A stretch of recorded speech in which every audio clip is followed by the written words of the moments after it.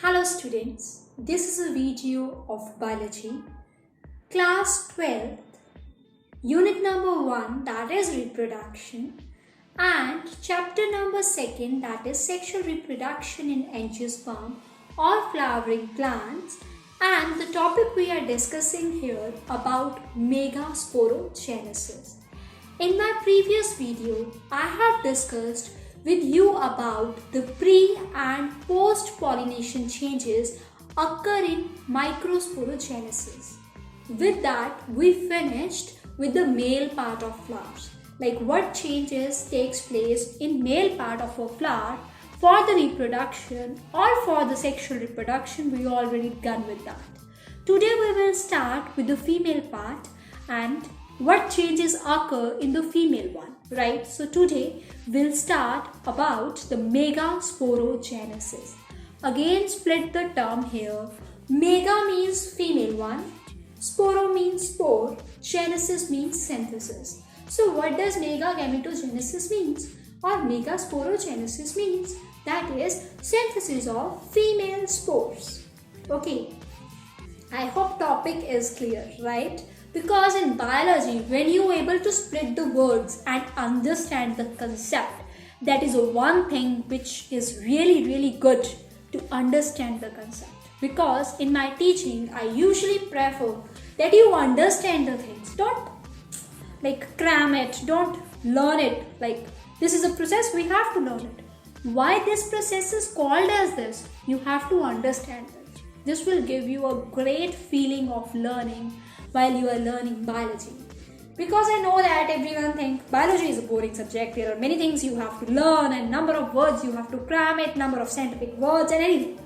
But in my class, it's really an interesting one. If you are with me, you will definitely learn biology from the basic in a very interesting and innovative way. Definitely. Okay, so start with the today's topic, that is Megasporogenesis, students. Okay, so Megasporogenesis, it is a formation of megaspore from megaspore mother cells. Just correlate today's topic with the microspore, you will understand more. Okay, compare it with. If you remember, microspore we are getting from microspore mother cell. In the same way, megaspore we are getting from megaspore mother cells by mitotic division is known as Megasporogenesis. I hope this is clear, the easy one. Okay, so this process basically takes place inside the ovule. If you remember, there is a part carpel in a female, right? Female flower have a carpel and carpel have a third part which we called as ovule. Stigma, style, ovule, right? So in that stigma, style, ovule, you have an idea that in ovule this whole process takes place, students. Okay, so ovule is considered as a integumented megasporangium. The ovule basically consists of a stalk and the body. A stalk and a body. And the stalk is called as funicle.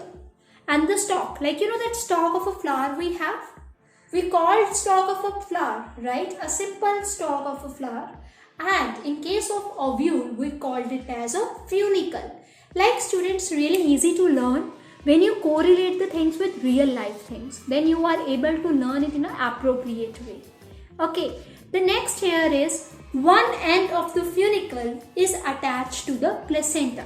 Because, the placenta is the one thing which provides nutrients, right? For the growth of the female part and everything, right? So, there is one part of a stalk which attached to placenta, or the funicle having one part which attached to placenta. Okay, now, and the other end is attached to with the body of ovule. What happened to the other end? It will attach to the body of ovule, students. Okay, the point of attachment. Now try to understand. The point of attachment where the attachment of funicle with the body. One part of a funicle is with the placenta and other part is with the body, and the part where the funicle attached with the body, that point is called a hilum. It is called a hilum.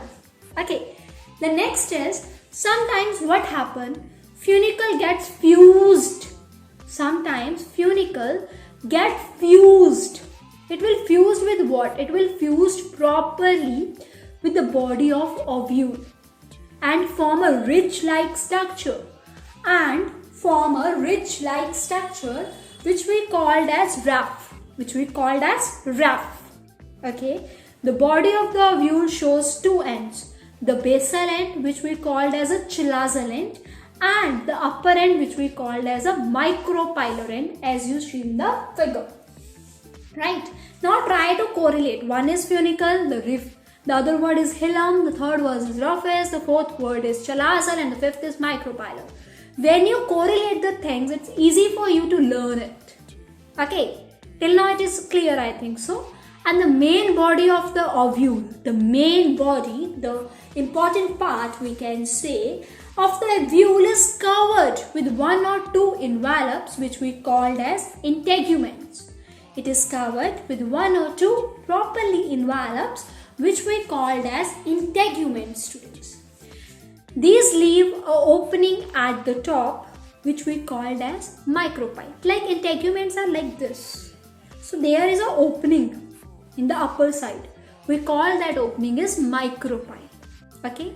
And the integument encloses a large parenchymatous tissue.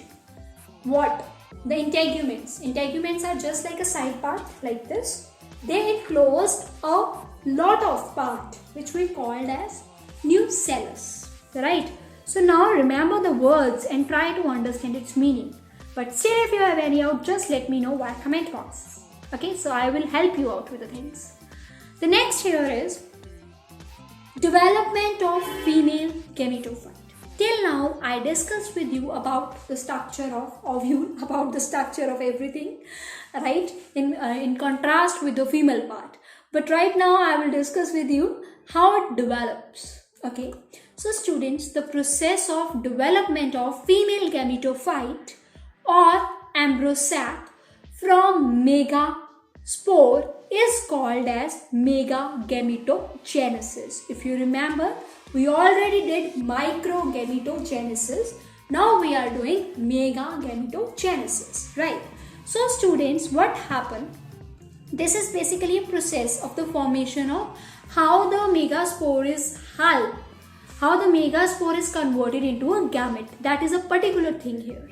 So there are different types of ovule we have. The one is monosporic, bisporic, tetrasporic, right? So monosporic, it is a type in which only one megaspore situated toward the chilazal end and takes parts in the development of embryo sac. Okay, mono means one. Whereas the other one is bi. Bi means two. It means there are two megaspore nuclei take part in the embryo formation. And next is tetra. Tetra means four, then means four are there. As its name suggests, we can easily learn it. Okay, so this is what? This is a development. We are talking about how the ovule is formed. Okay, but how? Like, what is a proper ovule? The structure of female gametophyte, right? The proper development, how it takes place. That we will do in the next video, right? So, this is all about this video about the female part. Before winding up this, just having a quick recap what we read today.